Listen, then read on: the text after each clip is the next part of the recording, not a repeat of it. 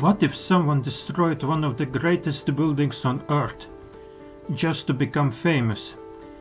In 356 BCE, a man set fire to one of the most magnificent temples ever built. When asked why, he said he wanted his name to live forever. This was the story of the Temple of Artemis, a structure so grand it was rebuilt multiple times and destroyed multiple times. The temple stood in Ephesus, in modern-day Turkey. Ephesus was a major Greek city and an important trade hub. But this temple wasn't just local. It attracted visitors from across the Mediterranean. It was a religious center, a cultural landmark, and even a financial institution. And the temple functioned like a bank. The temple was dedicated to Artemis, but not the typical Artemis you might imagine. In Ephesus, she was worshipped as a powerful mother goddess, a symbol of fertility, protection, and abundance. Her statue looked very different from classical Greek paintings. It reflected local Anatolian traditions. This blend of cultures made the temple unique. The Temple of Artemis was enormous, about 115 meters long, 55 meters wide.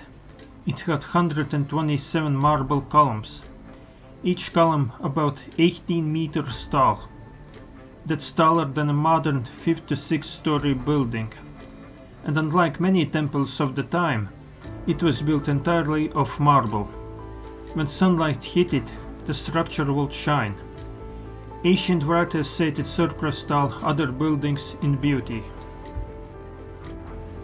On the night of July 21, 356 BCE, a man named Herostratus set the temple on fire.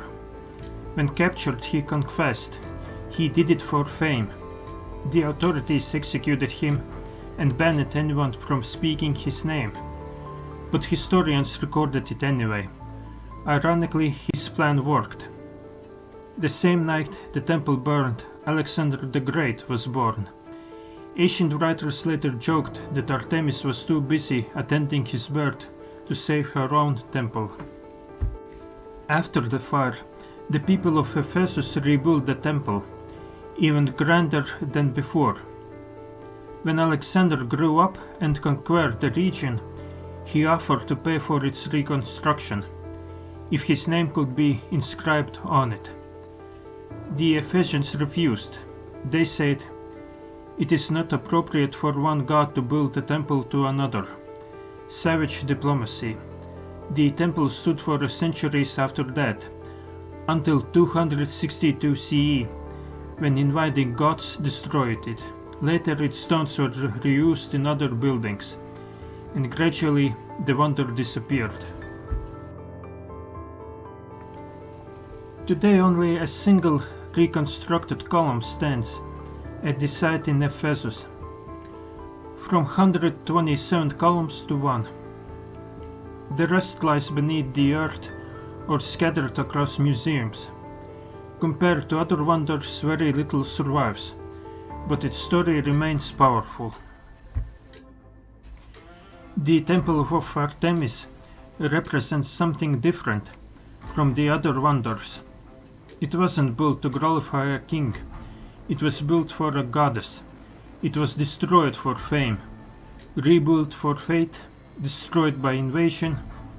It shows how fragile greatness can be, and how egos can sometimes burn brighter than marble.